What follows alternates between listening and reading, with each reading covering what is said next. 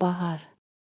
Gəncə çayının coşqun ləpələri bahar günəşinin qızıl saçlarını böyük bir həyəcanla çimdirməyə başlamışdı. Bahar fəzasına məxsus pəmbə buludlar mayıs gününün qırmızı yanaqlarını kirşanlamağa hazırlanırdı. Şimali Midiyanın lətif təbiəti bağçaların boyuna biçdiyi yaşıl və çiçəkli donu tikib bitirmək üzrə idi. Kəpəz dağından əsən külək fəzada nazlanan buludları Xanəgah kəndinin meşələrinə doğru sürdüyü zaman şam ağacları da ağır-ağır başlarını əyirdi. Yağış bir saat əvvəl dayanmışdı. Buludların suvardığı çöllər, meşələr, bağ-bağçalar gülürdü. Yasəmənlər dağınıq saçlarını yaşıl budaqların üstünə sərib qurudur. Xanəndə bülbüllər qızılgülün yanağındakı tərləri silmək üçün gül budaqlarını tərpədir. Lalələr isə piyaləsini qaldırıb, bahar cəmiyyətinin şərəfinə içmək istəyirdi. Nərgiz gülü şadlığından yaşarmış gözlərini silərək bahar səhnəsinə tamaşa edir. Bənövşələr başını çiyinlərinə qoyub düşünür. Bəstəkar kəkliklər isə meşə səyahətinə çıxan gənc bir şairi qarşılamaq üçün salam musiqisini çalırdı. Gənc İlyas adəti üzrə evdən çıxıb çayın kənarına gəlirdi. O, hər gün çay kənarındakı bağçaları, bağları gəzər və şairlər ilə görüşərdi. O, çay tərəfinə getdiyi zaman Gəncə xalqı da xəlifə tərəfindən göndərilən fərmanı eşitmək üçün məscidə tərəf gedirdi. Xəlifədən gələn fərman Atabəy Məhəmmədin təsdiq edilməsini Gəncə xalqına xəbər verirdi. İlyas bu fərmana o qədər də əhəmiyyət vermirdi. O, dəstələri yarıb Məsudiyyə məhəlləsinə keçdi və Çobanlar qəbiristanının yanı ilə gedərək çayın kənarına endi. Şəhər xalqı məsciddə məşğul olduğu üçün çay kənarında gəzən səyahətçilərin sayı çox az idi. İlyas ətrafı gözdən keçirərək öz-özünə dedi, belə yaxşıdır. Burada azad düşünmək mümkündür. Bura gənc bir şairin yaradıcılığı üçün daha əlverişlidir. Həmişəki yerinə gəldi, böyrü üstündə yıxılmış söyüd kötüyünün üstündə oturdu. Lakin meşənin boşluğuna baxmayaraq özünü rahat hiss etmirdi. Sanki onu amansız bir hadisə gözləyirdi. İlyas bugün hər tərəfdə bir qeyri-adilik hiss edirdi. Ətrafa yayılan bülbülün səsində də bir həyəcan duyur və düşünürdü, o saz bir sadığın içərisindən yox, bir həyəcanın içərisindən süzülüb çıxan iniltilərə bənzəyirdi. İlyas öz-özünə, bülbülün səsinə hər kəsdən artıq şairlər tanışdır, deyərək ayağa qalxdı, bütün diqqətini səfərbərliyə alıb, ətrafı gəzməyə başladı. O, bülbülün dolaşdığı qızılgül budaqlarının ətrafına gəldi, çox ehtiyatla əyilib qızılgül kollarının dibini nəzərdən keçirdi və həyəcanlı quşu rahatsız edən səbəbləri öyrənmək istədi. Gənc şair qızıl gül kollarının dibində ilanların qıvrılıb yatdığını və bülbülləri rahatsız etdiyini bir neçə dəfə görmüşdü. Lakin bu dəfə İlyas qızıl gül kollarının dibində heç bir şey görmədi, bülbül isə çırpınır və səslənirdi. Külək şiddətlə əsirdi. Qızılgülün şaxələri bir-birinə qarışmışdı, tikanlar külək qarşısında şiddətlə yırğalanır və qızılgülün incə yanaqlarını cırmaqlayırdı. Gənc şair bunu görərkən əlini uzadıb gülün budaqlarını bir-birindən ayırdı, araladı. İndi bülbül yaralı gülün ətrafında dolaşıb ağlarkən, şair də kənarda durub bu vəziyyətə tamaşa edir və öz-özünə deyirdi. Əcəba, belə bir təbiətdə şair olmamaq mümkündürmü? Sonra gəlib yenə yerində oturdu, coşqun çaya tamaşa etməyə başladı. 2 gündən bəri davam edən yağışlar nəticəsində Gəncə çayı daşmışdı. Əbubəkr, Bazarcıq, İsfahan kəndlərindən gələnlərin soyunub çayı keçməsi şairi bir qədər məşğul etdisə də, onu əsas fikrindən ayıra bilmədi. Onun şuurunda bahar, təbiət, şeir və sənət düşüncələri birinci yeri tuturdu. O, bahar möcüzələrinin qolları arasına girərək mənliyindən çıxmış və şeir ilahəsinin qolları arasında nazlanırdı. Nəhayət, əlini uzadıb qoynundan bir dəftər çıxartdı, qələmdanı da çıxarıb yanındakı daşın üzərinə qoydu, fikrində, zehnində bəsləyib bişirdiyi misraları kağıza köçürtdü və bahar təbiətinə nəğmələr bəstələdi. Çay kənarında gəzənlərin sayı artırdı. Ətrafında dolaşanların ona diqqət verməsi və ara-sıra yanından keçərək yazılarını nəzər atması şairin fikrini pozurdu. Buna görə də o, dəftəri büküb yenə də qoynuna qoydu, qələmdanı da bağlayıb qurşağından asdığı heybəsinə saldı. Şeir yazdığı zaman yazısına baxmağa qoymazdı, hətta tamamlamadığı əsərini də bir kəsə oxumazdı. Şair Kəmaləddin ilə Zəhir ona yaxınlaşdılar, görüşdülər, İlyasın əlini sıxdılar. Sonra Zəhir ona sual verdi, təzə nə yazırdın? Bir şey yazmaq istəyirdim, lakin hələ bitirməmişəm. Bitməyən əsər haqqında danışmağı sevmirəm, bəlkə təzə əsər haqqında fikrim də dəyişdi. Zəhir İlyasın bu fikri ilə razılaşmadı. O yenə sözündə dayanaraq, biz də şairik, dedi, biz öz yazılarımızı hər kəsə oxuyur və onlardan məsləhət alırıq. Bəzən qulaq asanlar bizə fikirlər və məsləhətlər də verirlər, bununla bəzən şeirlərimiz bədiləşir və zənginləşir. Lakin sən daima bu üsulun əleyhinəsən, öz şeirini bir xəzinə kimi gizlədirsən. Bu isə iki şeydən birisidir. Ya xəsislik, ya da qorxaqlıqdır.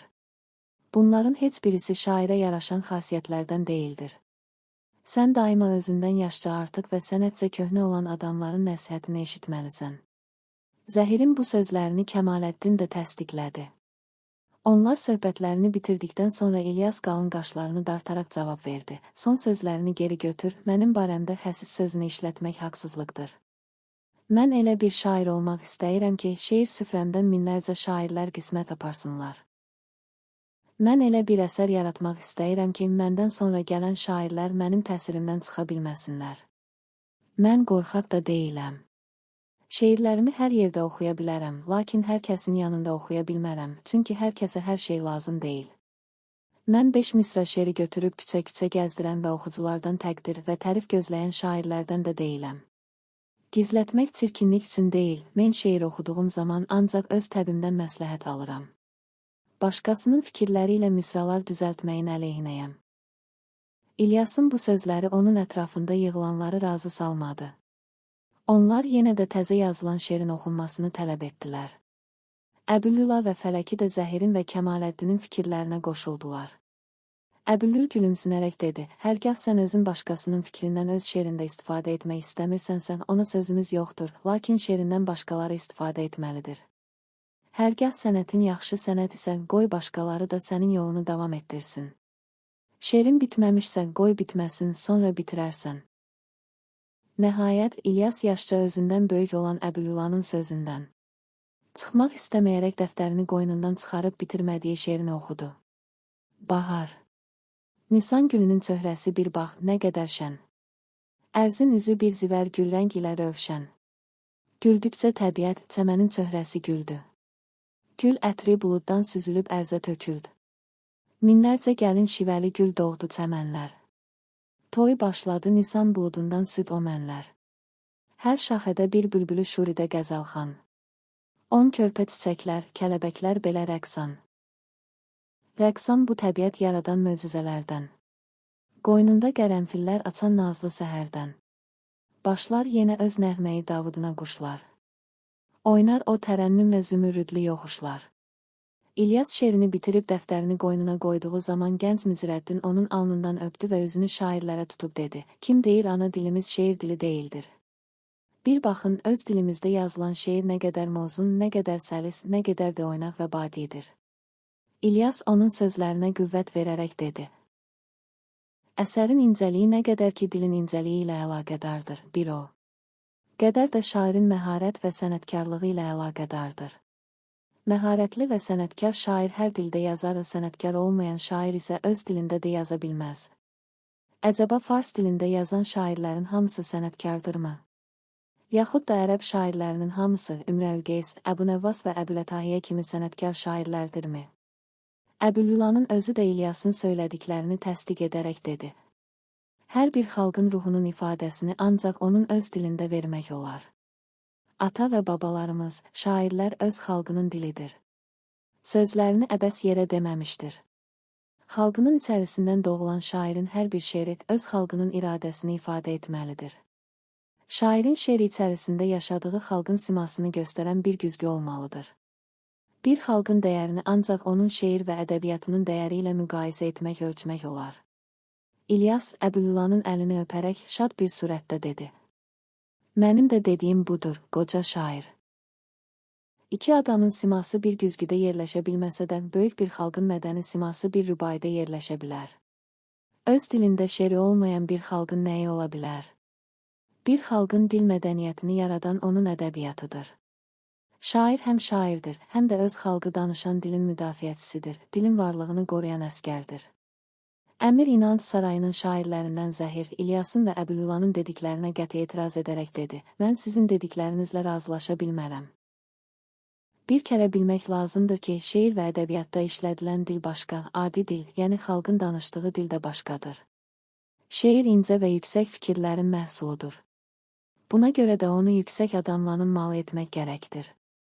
Yüksək təbəqələrin ailə dilləri yüksək dildir, yəni fars dilidir. Çünki fars dili həm ədəbi və yüksək bir zənginlik daşıyır, həm də hökumət dilidir, rəsmi dildir. Hərgah belə olmasaydı, Gəncə tarixini yazmaq üçün Əmir İrandan cənab Kəmaləddini buraya dəvət etməzdi.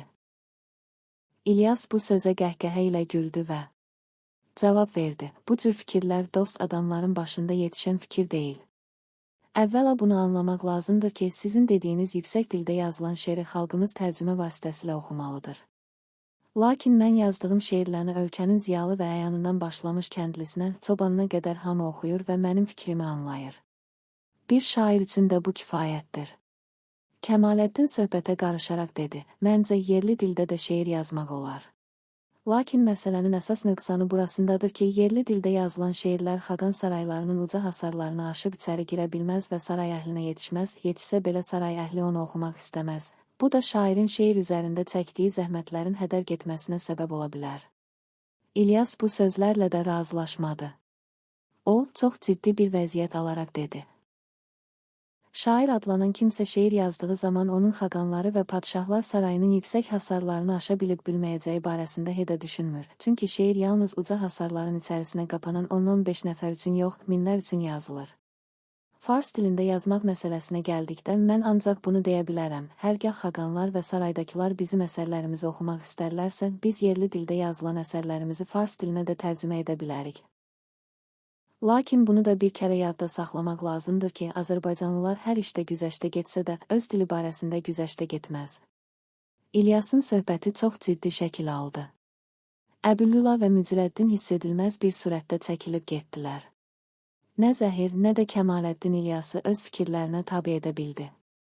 Buna görə də söhbətlərinə məsləhət verici bir don geydirməyə başladılar. Gəni şairsən, gözəl şeirlər yazırsan, qanın da isti, coşqundur.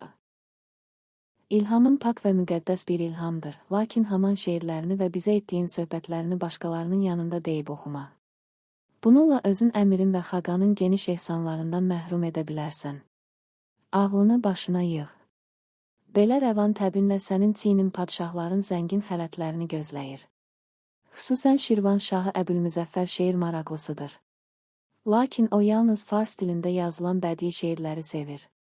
İlyas bacardıqca sakit danışmağa çalışırdı, ancaq bacarmırdı. O, 2 nəfər əcnəbi nümayəndəsini yerli xalqın, hətta mədəniyyətcə belə onlardan bir neçə qat yüksəkdə duran xalqın dilini və ədəbiyyatını təhqir etməsinə qarşı soyuqqanlılıqla baxa bilmədi və cavab verdi. Xələtlərdən məhrum ediləcəyim aydın bir məsələdir. Burada mübahisəyə ehtiyac yoxdur. Xələt yalnız əyilən və səcdə edən başlara qismət olur. Mənim başımı isə zamanımın dəhşətli küləkləri, qasırğaları belə əyməyə qadir deyildir. Yazıcı və şair olan zatın başı söyüd ağacı deyildir ki, ixtiyarını küləklərin əlinə verə bilsin. Bir də xələtlər şeirin qiymətinə yox, izzət və şərəfin qiymətinə verilir. Məndə isə xələtlərə satılmalı izzət və şərəf yoxdur. Kəmaləddin acığından titrəyə-titrəyə dedi. Bu sözlərin heç birisi bir şairin ağzından eşidiləcək söz deyil. Bunlar bir üsyançı fikrinin məhsuludur. İlyas gülümsünərək, bu sözləriniz də doğrudur, dedi, şair üsyançı olmalıdır. Şair qoyun deyildir ki, qəssab bıçaq itilərkən başını aşağı salıb otlasın. Həmədan və Təbrizdə təzə atabəylərə bazarlar, kəndlər tikmək üçün vurulan qamçıların səsi hamıdan artıq şairi rahatsız etməlidir. Qoyun sürüsü kimi Şimali Azərbaycandan İraqa və Həmədana sürülən xalqın iniltilərini ancaq mənim qulağım eşidər və mənim qəlbim hiss edə bilər. Əcəba, cənab Zəhirlər və Kəmaləddinlər arandan işə aparılanların ölüb qalmalarından xəbərdardırlarmı? Hərgah xəbərdar deyilsinizsə eşidin, deyim, Eldəniz rübatını tikmək üçün arandan aparılan 6000 nəfərin ancaq 1000 nəfəri qayıtmışdır. Onların ağlaya-ağlaya qamçı və kötək gücünə öz torpaqlarından ayrılıb məcburi işə arıldıqları sizdə nə kimi təsir buraxdı? Şübhəsiz ki, heç bir təsir buraxmadı, çünki siz onlara yabancısınız. Biriniz İranlı, o biriniz isə Xarəzmlidir. Bu mövzu üzərində başlanan söhbət çox uzun çəkdi. Zəhirlə Kəmaləddin vidalaşıb getdilər. İlyas yenə də gəlib yerində oturdu, böyrü üstünə yıxılan söyüd ağacına söykəndi və cibindən dəftərini çıxarıb şeirini tamamlamağa başladı. O, suların coşqun dalğalarına, çayın sürət və həyəcanına baxmadığı zaman yanında bir nəfər beli bükülmüş qocanı gördü və diksinərək soruşdu: "Nə istəyirsən?" Qoca gülümsünərək cavab verdi: "Sənin sağlığını istəyirəm. Mən Əmir İnancın bağbanıyam, sənə məktub gətirmişəm." İlyas qocaya təəccüblə baxaraq soruşdu: "Əmir İnancdan mənə məktub?" "Həyəcan lazım deyil, məktubu Əmirin özü yox, qızı göndəribdir." İlyas yenə də böyük bir həyəcanla soruşdu: "Əmirin qızı mı?" Bağban: "Bəli, Əmirin qızı, Qətibə xanım sənə məktub göndəribdir," dedi və əlləri titrəyə-titrəyə məktubu İlyasa uzatdı. İlyas məktubu böyük bir həyəcan və tərəddüdlə bağbandan aldı, bağdan isə baş endirib getdi. İlyas məktubu açıb oxumağa başladı. Qəhrəman və şair. Bu məktubu sənə göndərən qız Əmir İnancın qızı və Xəlifə Rüeyzəminin nəvəsidir. Qəlbini sənə açan bu qız öz üzünü günəşə belə açmamışdır. Birinci kərədir ki, yabancı kişiyə məktub yazıram. Buna görə də məktubda buraxdığım ədəbi nöqsanları mənə bağışla. Mənim qəlbimi kişilərə açmaq istəmədiyimin əsas səbəbi onları müxtəlif mündəricə və mövzularda təbir etdiyimdir. Sən özün bizim adətimizi bilirsən. Bu adətlər qızların kişilər ilə üz-üzə oturmasına imkan vermədiyindən səninlə görüşmək səadəti mənə qismət olmamışdır. Şübhəsiz ki, bu məhrumiyyətin başqa səbəbləri də vardır ki, onların hamısını bu məktubda göstərməyə lüzum görmədim. Mən bəzən kişiləri kitablardan öyrənməyi düşünürdüm, lakin çox tez bir surətdə bu fikrimdən daşındım, çünki insan təbiətini öyrənmək üçün kitab yazanların özləri də səhv edə bilərlər. Hər şeyi bilavasitə öyrənmək caizdirsə, insanları bilavasitə təhlil etmək və nəliyini təyin etmək lazım gəlir. Bu fikirlərə əsaslanaraq kişiləri bilavasitə öyrənmək qərarına gəldim. Mən Bağdadda təhsilimi bitirib Gəncəyə gəldiyim zaman sənin qüdrətli bir şair olduğunu eşitmişdim. Hətta Əbülülanın cariyəsi Səba xanım sənin 12 misralıq bir qəzəlini mənə vermişdi. O gözəl, incə, sevgilərdən şən bir çiçəkdir, doğuldu şəbnəmdən. Bu qəzəlini gündə bir neçə kərə oxuyuram. Bu şeirdə bədilikdən başqa yüksək mündəricə vardır. Burada gözəl insanları yaradan bir qətrə murdar su şəbnəm kəlməsi ilə ifadə edilmişdir. Bədii ədəbiyyatda ancaq bədii kəlmələr işlətmək lazım olduğunu sən, gənc şair, hamıdan əvvəl təyin etmişsən. Bu qəzəlin haqqında danışmaq üçün səni görmək istəyirdim. Bir dəfə səni Məlikşah meydanından keçdiyin zaman uzaqdan görmüşəm. Bir kərə də Ozanlar məhəlləsinə girdiyin zaman gördüm. 2 kərə də Əbülülanın evində olduğum vaxt danışmaq istəyirdim, lakin mümkün olmadı. Bu təsadüflərin heç birisində sənin şəxsiyyətini təyin etmək mümkün olmamışdı. Son dəfə atam səni hüzuruna çağırdığı zaman səni lazımınca gördüm və şəxsiyyətinlə kifayət qədər tanış oldum.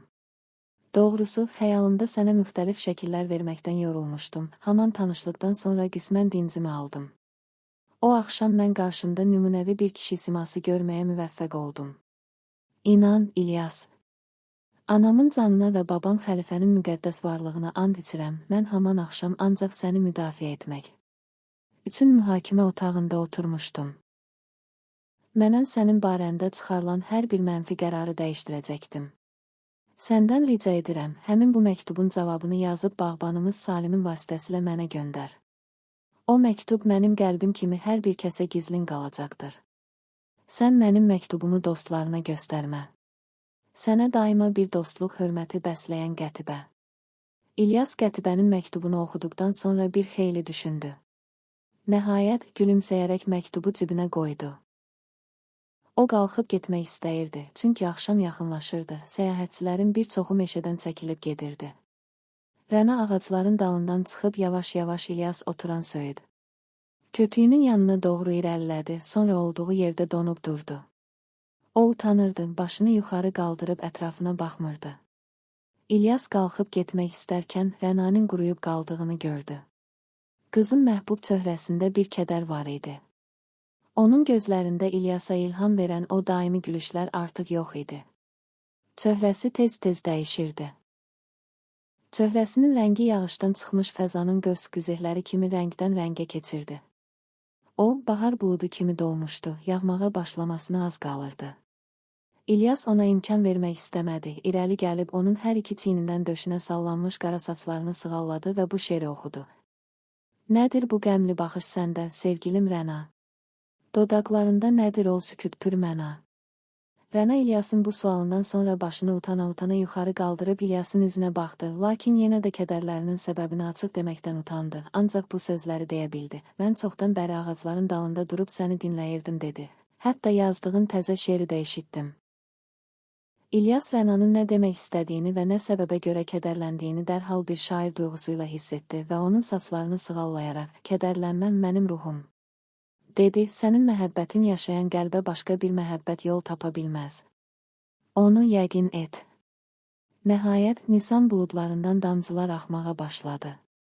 Rəna ağladı və başını İlyasın çiyninə söykədiyi zaman ancaq bir kərə yavaşdan. O qız çox varlıdır, deyə bildi. Rənanın bu sözündən sonra İlyas iki əl ilə onun başını tutdu. Qara saçlarını kənara çəkərək qızın gözlərinə baxdı və ağlamağa heç bir səbəb yoxdur, dedi. O qız varlı deyildir. O, sənin malik olduğun təbii zənginliyin qarşısında bir dilənçi müqabilində də deyil. Mən sənin məhəbbətinlə padşahların xəzinəsində tapılmayan nadir incilər yaradacağam. Rana tutqun və titrək bir səslə əlavə etdi. Mən heç bir vaxt sənin zənginliyini istəmirəm. İlyas soruşdu.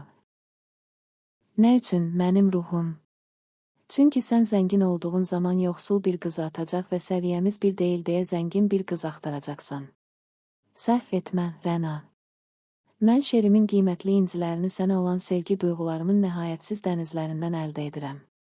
Sənin sevgindən aldığım ilham tarixdə misli yazılmayan dastanların mövzusunu verir.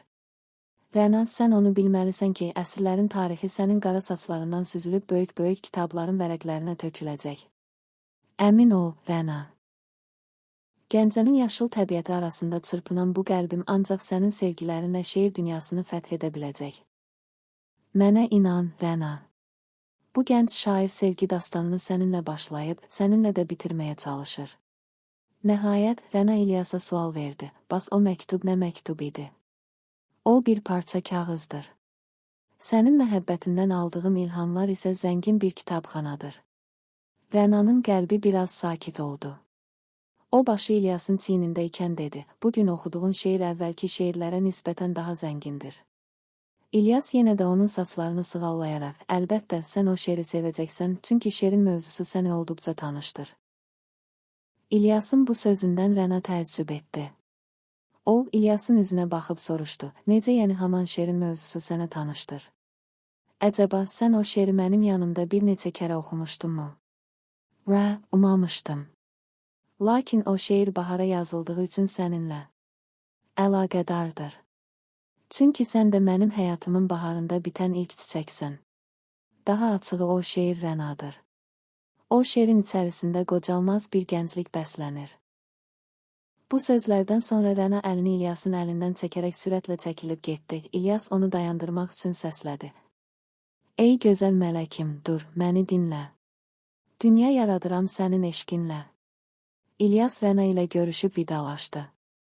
Çayın kənarındakı söyüdlərin kölgəsi ilə çəkilib getmək istəyirdi. İlyas getməyə tələsirdi, çünki uzaqdan qızı-qadın səsləri gəlirdi. Səslər get-gedə yaxınlaşırdı. Az keçmədən Əmir İnancın nökərləri meşədə göründü və bunun dalınca da cariyə və kənizlərin oxumaq səsləri eşidildi. Güllü, çiçəkli Gəncə, al kəpənəkli Gəncə, əlvan-əlvan güllərdən, qoynu bəzəkli Gəncə. İlyas bu nəğmələri eşidərkən qədəmlərinə sürət verdi. Bu nəğmələr Əmirin arvadının və yaxud qızının meşə səyahətinə çıxdığını bildirirdi. İlyas bugün meşənin qoruq olduğunu bilmirdi. Buna görə də meşənin səyahətinə çıxmaq qorxulu idi. Qulamlar və nökərlər meşəni aralığa alıb ağacların altını bir-bir axtarırdı. Çünki bəzən belə hallarda kişilər Əmirin qızına, qadınına və gözəl cariyələrinə tamaşa etmək üçün meşədə və çayın kənarında gizlənirdilər. Meşədə gizlənənlər tapıldığı zaman döyülür, həbsə alınır və yaxud qulamlar tərəfindən cərimələnib buraxılırdı. Bunun üçün də İlyas meşədən kənar olmağa çalışırdı. Ancaq bu zaman meşədə bərk axtarış gedirdi. İlyas sıxılmaz bir vəziyyətdə qalmışdı. Onun meşədə ələ keçməsi böyük şübhələrə səbəb olacaqdı.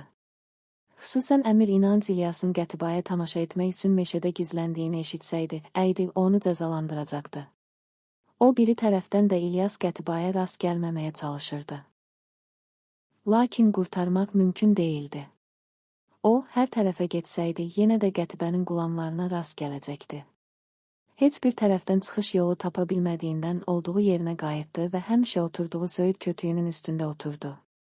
2 dəqiqə keçməmişdi, bir dəstə cariyə əllərində ud və çəng oxuya-oxuya meşəyə girdi. Bunların dalınca da bir dəstə qulam çiyinlərində taxtrəvan gəldi. Taxtrəvan yaşıl budaqlar və gül dəstələri ilə bəzənmişdi. Qətibə başında qiymətli daşlar düzülmüş qızıl tac olduğu halda taxtrəvanın içində oturmuşdu. Əlvan ipəklər və cürbəcür qumaşlarla bəzənmiş Qətibə tovuz quşunun qanadları kimi parıldayırdı. Taxtrəvanı yerə qoydular. Gözəl tariyələr Qətibənin qolundan tutub taxtrəvandan çıxardılar. Qulamlar çəkildi. Qətibənin ətrafında tariyələr və kənizlər qaldı. Qızlar çalıb oynamağa, qəhqəhələrlə gülməyə başlarkən İlyas da oturduğu yerdən bir tərəfə gedə bilmədiyindən həyəcanlı dəqiqələr keçirirdi. Qəhqəhə səsinə meşənin quşlarının da həyəcanlı səsləri qarışaraq meşədə qeyri-adi bir vəziyyət törəyirdi. Cariyələr Qətibənin yanında gələn 2 nəfər xacəni qıdıqlayıb gülüşürdülər. Gözəl cariyələr xacələrin yaxasından tutaraq, "Ölsən də, qalsan da sənə ərə gedəcəyəm, sənin eşqindən dəli, divanəyəm" deyərək zarafatlaşırdılar. Qətibəni əyləndirmək və güldürmək üçün xacələr, cariyələrin əlində məzhəki aləti kəsilmişdi. Cariyələr onları ağladana qədər oynadıb, Qətibəyə şikayətə gedincəyə qədər incitdilər. Nəhayət, Qətibə xacələri cariyələrin əlindən alıb buraxdı. İndi də cariyələr qara kənizlərə yanaşıb onlarla əylənirdilər.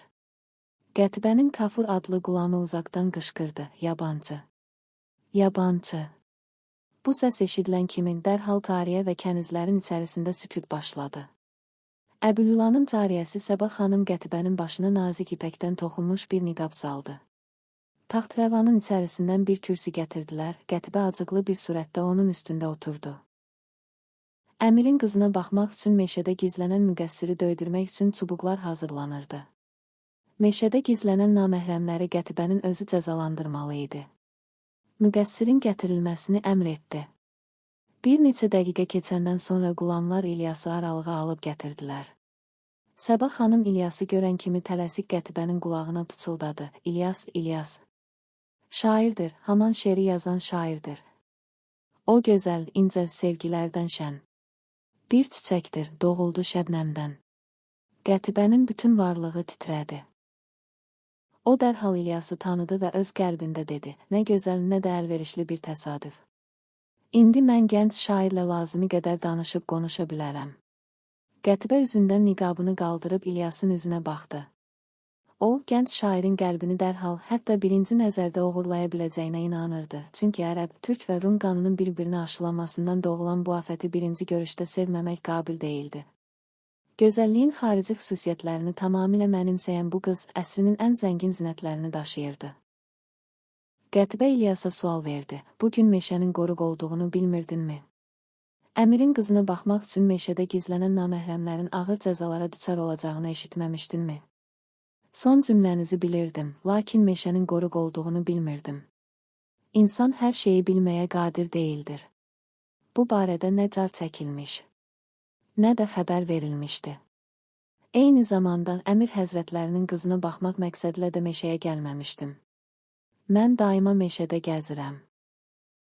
Buna adət etmişəm, çünki təbiətin böyük möcüzələri bu yaşıllıqların içərisindədir.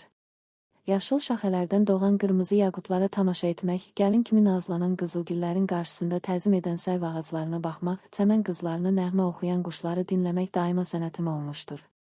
Qətibə özünü ağır tutaraq İlyasa bir sual da verdi: "Demək ki, sən bu meşələrdəki möcüzələri öyrənirsən." İlyas Qətibənin onu danışdırmaq istədiyini hiss etdiyindən ona belə cavab verdi: "Xeyr, möcüzələri öyrənməklə bərabər, möcüzə yaratmaq üçün də meşələrdə gəzməyi sevirəm." Bu sözlərdən Qətibə daha özünü saxlaya bilməyərək gülümsündü və soruşdu: "Demək ki, sən peyğəmbərsən?" "Peyğəmbərlər yaradılmışdır, mənsə yaradıram." "Elə isə Allahmısan?" "Bəli, mən Allaham, lakin mən varlığından uca düşünən insandan yox, hər şeydən ucada duran şeiri və ədəbiyyatı yaradıram." Bu sözlərdən sonra Qətibə və onun yanındakılar qəhqəhə ilə güldülər. Sonra Qətibə İlyasla olan söhbətini davam etdirdi və ciddi bir vəziyyət alaraq dedi: Allaha şərik qərar verənlərin kafir olduğunu bilmirsənmi? Kafirin cəzası sənə məlum deyilmi? İlyas bu sözlərə gülümsünərək dedi: Allaha şərik qərar verənləri cəzalandırmaq lazım gəlirsə, insanların bir çoxunu cəzalandırmaq lazım gələcəkdir. Hətta xanım həzrətlərinin ən adi nökərləri də bu cəzanı alacaqlar, çünki onların hər birisi Gəncədə özünü Allah bilir. İlyasın bu sözündən sonra indiyə qədər gülənlərin siması birdən dəyişdi. Cariyələr, qulamlar, qullar və qara kənizlər belə bu gəncin qorxmaz bir adam olduğunu bildilər. Qətibə isə İlyasın bu cavabından titrədi və kimlə danışdığını təyin etdi. O, yanındakılara müraciət edərək dedi: Gedib meşəni gəzin. Mən bununla təklikdə danışacağam. Hamı çəkilib getdi. Qətibə üzünü İlyasa tərəf çevirib, otur, deyə əmr etdi. İlyas oturmayaraq, mənim oturduğum müəyyən yer vardır. Buradan uzaqdırmı? O qədər də uzaqda deyil.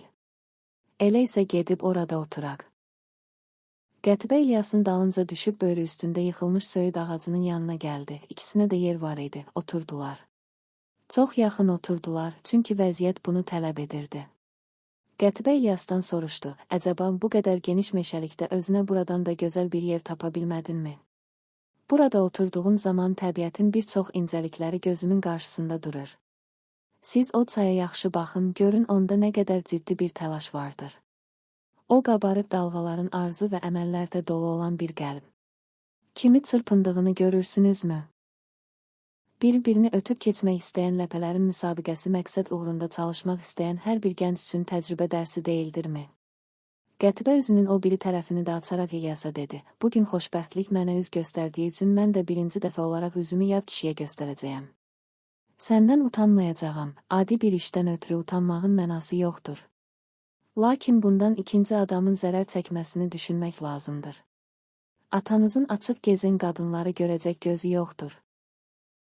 Məhsəti xanımın başına gələn fəlakətdən xəbəriniz olmadı-mı? Sən nə üçün məni Məhsəti xanımla müqayisə edirsən? Mən üzümü yalnız sənə göstərirəm, o isə bütün şəhərə göstərirdi. Hətta üzü örtülü gəzməyi də qanun və şəriət xaricində bilirdi. O, hətta Gəncə xetibinin oğlu Əmir Əhmədi də bədbəxt etmişdi, halbuki Əmir Əhməd ibadətxanalarda həyat keçirən bir adam idi. Nəhayət, Məhsəti onu Xerabat məhəlləsinə cəlb etdi. O da üzü açıq gəzməyi Gəncə qızlarına vəsiyyət elədi, axırda bu qədər qanların tökülməsinə səbəb oldular. İlyas qızın yersiz mühakimələrinə imkan verməmək üçün yanındakı gül ağacının bir budağını çəkib Qətibəyə göstərdi və soruşdu: Bu budaqdakı nədir? Qətibə baxıb dedi: Gönçədir. Bundan sonra İlyas o biri əli ilə gülün başqa bir budağını göstərib soruşdu: Bəs bundakı nədir? Qətibə baxaraq: Bu da güldür, dedi. İndi deyin görüm sizcə bunların hansı birisi yaxşıdır? Gülün gönçəlikdə qalmasımı, yaxud pərdədən çıxıb gül olmasımı? Gönçənin gül olması daha gözəldir. Gönçənin gül olması yaxşıdırsa, nə üçün qız və qadınların daima gönçələr kimi pərdədə qalmasını tələb edirsiniz? Sən də üzü açıqlığı sevirsən. Sizin birinci görüşdə üzünüzü açıb göstərdiyiniz mənə böyük bir cəsarət verdi. Mən öz fikrimi ancaq öz şəxsiyyətimdə həyata keçirməkdəyəm. Heç şübhə yoxdur ki, bu fikri ümumiləşdirmək və yaxud qanun çərçivəsinə salmaq istərsəm, məni də Məhsəti kimi tənqid edəcəklər. Siz də üz açmağı Məhsəti xanımdan öyrəndiniz? Xeyr, mən ondan öyrənmədim. Bəs nə üçün üzünüzü açdınız? Qəlbimi açmaq istədiyim bir adamdan üz gizlətməyin nə mənası var idi? Ancaq sən bir şey də bilməlisən ki, mən üzümü sənə açdığım zaman bunu haram bilirəm. Məhsəti isə bunu halal bilirdi. İlyas sakit oldu, cavab vermədi, çünki Qətibə ilə çox da açıq danışmaq istəmirdi. Qətibə bir münasibət nəticəsində danışılan söhbətləri atasına da xəbər verə bilərdi. Sükut bir neçə dəqiqə davam etdi. Qətibə İlyasın uzun söhbətdən boyun qaçırdığını hiss etdiyi üçün çox əmniyyətverici bir surətdə dedi: Utanma və açıq danışmaqdan qorxma. Sən şairsən, bunu birinci görüşdə hiss etməliydin. Mən üzümdən pərdəni götürdüyüm zaman hər barədə pərdənin aralıqdan götürülməsinə icazə verdiyimi bilməliydin. Sənə göndərdiyim məktubun cavabını göndərməkdən qorxmamalıydın. Məktubunuz qorxulu məktub idi. Orada sənə bəslədiyim hörmətdən başqa bir şey var idimi? Xəlifənin nəvəsi tərəfindən göndərilən məktuba da qorxulu məktub demək olarmı? Qorxunun əsas cəhətini təşkil edən məsələ də elə sizin əmirin qızı və xəlifənin nəvəsi olmağınızdır. Mən yoxsul bir şairəm. Sizin özünüzə də məlumdur ki, atanızın dövründə şairlərdən dəyərsiz və həqir bir adam yoxdur. Mənim sizə demək istədiyim bir çox məsələlər vardır ki, onları sizin fikrinizin tərəzisində çəkmək yaramaz. Mənfi bir nəticə verə bilər. Mənim demək istədiyim məsələlərin bir çoxunu sizin özünüz də bilirsiniz. Təbiətin ölçüsündən keçməyən heç bir şey yoxdur. Qadınların örtülü gəzməsi lazım olsaydı, təbiət bu lüzumiyyəti heç bir vaxt unutmaz və üzərindən keçməzdi. İndi sizin özünüz fikirləşin. Sizin üçün örtülü qalmaqmı və ya bu gözəl təbiətə açıq üz və açıq gözlə baxmaqmı yaxşıdır? Buna öz vicdanınızla cavab verin. Qətibə heç də düşünmədən, şübhəsiz ki, açıq gəzmək örtülü gəzməkdən daha yaxşıdır. Lakin hər kəsə görünmək, bilaistisna hər kəsin yanında açıq gəzmək qadının qiymətini azaldır. Örtülü şey nəzərləri açıq şeydən daha tez cəlb edə bilər. Bu fikir doğru deyildirmi? Hərgah xanım qız əşyadan bəhs edirsə, fikri doğrudur, lakin biz əşyadan daha çox canlı insanlardan danışırıq. Bir məsələni qeyd etmək lazımdır. Canlı bir insanın örtülü gəzməsi insanlarda özlərinə qarşı maraq oyandırmaq əvəzinə şübhələr oyandıra bilər. Çünki özündə xəstəlik hiss edənlər və özlərində bitən iyrənc yaranı göstərməklə kişiləri iyrəndirmək istəməyən qadınlar da çöhrəsini gizlədə bilər. Lakin gözəl bir qadının çöhrəsini gizlətməsi kişiləri təbiətin bəxş etdiyi nemətlərdən məhrum etmək deməkdir. Halbuki hər qədəm başında gözəl və sevimli simalara təsadüf etmək insanların ruhunu yüksəldir və kədərlərini unutdurur, daha açığı təbiətin möcüzələrinə inandırır. Özünü bilaistisna hər bir kəsə göstərən öz qiymətini azaldır. Fikri də yanlış fikirdir. Örtülü şeyə qiymət verən olmaz. Şəxsən mən özüm meşələrdə gizlənərək sizi görmək istəyənlərə gülürdüm. Bəzən onların döyüldüyünü, təhqir olunduğunu və ya cərimə edildiyini eşitdiyim zaman onlara acığım tuturdu. İndisə mən sizi açıq bir çöhrə ilə gördüyüm zaman sizi haqsız hesab edirəm. Qətibə qaşlarını çatıb sual verdi. Mənmi haqsızam? Bəli, əfv edin, birinci haqsız sizin özünüzsünüz. Siz açıq olsaydınız, sizi görmək üçün meşələrdə gizlənənlər və bunun üçün də döyülən və təhqir edilənlər olmazdı. Çünki bəzi adamlarda yaşlı olduqlarına baxmayaraq çocuqluq xasiyyətləri davam edir. Onlar hər şeyin içərisini öyrənməklə maraqlanırlar. Buna görə də qismən sizə haqq qazandırıram, çünki örtülü şeylərlə maraqlananlar çoxdur. Lakin gözəllik həssisliyi sevməməlidir. Təbiət olduqca mahir bir sənətkardır. Bunun üçün də mən təbiəti sevirəm. Təbiət ərəb, türk və rum qanından düzəldilmiş bir gül dəstəsini bizə təqdim edibdir. Biz bu nemətlə doğrudan da maraqlanmalıyıq. Qətibə nazlanaraq sual verdi. Şairin tərif etdiyi gül dəstəsini görmək olmazmı? Siz onu hər gün görürsünüz. Harada? Güzgüyə baxdığınız zaman. Demək ki, məndə türk, ərəb qanı ilə bərabər rum qanı da vardır. Bəli, vardır. Siz bunu bilmirdinizmi?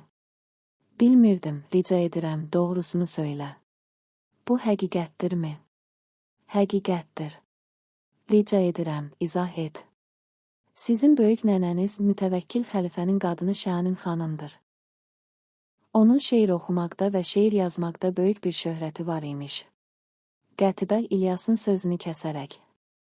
İnandım, dedi, məndə rum qızı Şahinin qanından vardır. Mənim şeirə və musiqiyə olan marağım da bunun nəticəsi imiş. Sözünü davam etdir. Şahin xanımın atası Şam tərəflərində mövcud olan bir devdə, monastır, ibadət edən məşhur keşişlərdən idi. Mütəvəkkil xəlifə Şam səyahətinə getdiyi zaman keşişə qonaq olmuş və Şahin xanımı orada görüb sevmiş, ona evlənmişdir. Sənin baban xəlifə Müstərşid Billah Şahin xanımın nəvələrindən birisinə evlənmiş və sənin anan Safiyə xanım da ondan doğulmuşdur. Bu yalnız sənin babana məxsus olmayaraq, bütün xəlifələr Mənsur və Harundan başqa ərəb qızından doğulmamışdır. Əvvəldə olduğu kimi indi də xəlifə sarayları türk, gürcü və rum qızları ilə doludur. İlyasın bu sözlərindən sonra Qətibə düşünməyən İlyas isə ona və onun daşıdığı zinətlərə tamaşa etməyə başladı. Qətibə gözəl idi. Onda türklükdən qara saçlar, ərəblikdən təbəssümlü gözlər, rumluluqdan ağlı qırmızılı yanaqlar ən gözə çarpacaq cəhətlərdən idi. O, söyüd kötüyünün üstündə əlvan bir rəsm kimi oturmuşdu. Tirmə çəpkəninin belini almaz və yaqutdan toxunmuş kəmərlə kip bir surətdə çəkmişdi. Çəpkənin yaxasındakı zümrüd və zəbərcə düymələri, alnından tellərinə saçdığı badam şəkilli almaz cıqqa, ağ və incə topuqlarındakı inci xalxallar, iki tərəfdən döşlərinə taxdığı almaz ayparalar, onu tovuz quşunun qanadları qədər bəzəmişdi. Onun gözəl bir qadın olaraq heç bir nöqsanı yox idi.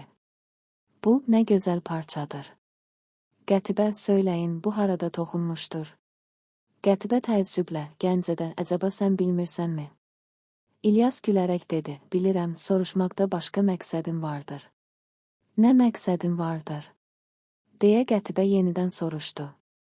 Elə bildim, bunu filan ölkədən mənə töhfə göndəriblər deyib vətənimiz Gəncənin hər babətdə zəngin bir xəzinə olduğunu inkar edəcəksiniz. Qətibə İlyasa cavab verməyib sükuta getdi. İlyas sükutu pozaraq, demək ki, siz şeiri və musiqini sevirsiniz, dedi. Qətibə də cavabında. Şeir və musiqi mənim ruhumun yeganə qidasıdır, dedi. Oxuyandan, çalandan və şeir yazanlardan kimi çox sevirsiniz. Mən Bağdadda təhsil aldığım vaxt məşhur oxuyan, çalan və şeir yazan qadınlardan Türfə və Zərf xanımı çox sevirdim. Bağdadın ən məşhur oxuyan və gözəl qadınlarından Dürrətül Bağdadı ancaq bir kərə görüb və eşidə bildim. Siz Məhsəti xanımın çalıb oxumasından xəbərdarsınızmı eşitmişdim, lakin görmək mümkün olmadı. Siz onun Gəncəyə qayıdıb gəlməsinə kömək edə bilməzmisiniz? Sən onu sevməməyə söz verərsənmi? İlyas gülümsəyərək, mən onu indi də, gələcəkdə də bir sənətkar şair kimi sevəcəyəm. Gözəl qız, mən çox gəncəm, Məhsəti xanım isə olduqca ixtiyardır. Mən onu bir qadın kimi yox, bir şair kimi sevirəm, mənim canıma and içə bilərsənmi? And içə bilərəm, lakin hansı bir əsasla mənə inana biləcəyinizi təyin edə bilmirəm. Məndə əsas vardır. Şair qəlbi daşıyan bir zat ona inanan bir qızı aldatmaq istəməz. Fikrinizlə şərikəm. İndi deyin görüm, Məhsəti xanımın qayıtması işinə kömək edəcəksinizmi? Söz verirəm. Sən de görüm, məktubumun cavabını nə üçün göndərmədin? Bizim ikimiz də gəncik, fərq burasındadır ki, mən azad və açıqda, siz isə örtülü və pərdə dalında yaşamısınız. Buna görə də mənim həyatdakı təcrübəm qismən artıqdır. Sənə göndərdiyim məktubu özün üçün bir həqarətmi bildin? Mən yazdığınız məktubu özüm üçün həqarət kimi yox, sizin tərəfinizdən baş vermiş bir ehtiyatsızlıq kimi təbir edirəm. Bağışlayın, biraz açıq danışmaq lazımdır. Sarayda xidmət edən adamların bir neçə üzü vardır. Onlar bir-birini öyrənməyi və öyrəndiklərini başqalarına xəbər verməyi özlərinə vəzifə hesab edirlər. Məktubunuzu mənə gətirən qoca bağban sizin sirlərinizi başqalarına da verə bilər. Kim bilir, bəlkə. İndiyə qədər o sirlər bir neçəsinin əlinə keçmişdir. Buna görə də sizin ehtiyatsızlığınız məni həddindən artıq düşündürür. Məktuba cavab verməkdə təxir etməyimin bir səbəbi də budur. Bu barədə mənə inanın. Qətibə düşüncəli başını yuxarı qaldıraraq, məsləhətlərindən həddindən artıq məmnun qaldım, dedi. Məhsəti xanımı Gəncəyə qaytarmaqdan əlavə yenə də nə arzun olsa söyləyə bilərsən, əsas arzum budur ki, məni bu qədər qiymətləndirməyəsiniz. Sən şairsən, dediklərini yaxşı düşün. Bir qızın qəlbinə belə bir tələbatı vermək mümkündürmü? Bunsuz da atanızın mənə qarşı fikri müsbət deyil. Bu görüş mənim bədbəxtliyimə də səbəb ola bilər. Rica edirəm, mənə olan əlaqəniz dostluq əlaqəsi çərçivəsindən kənara çıxmasın.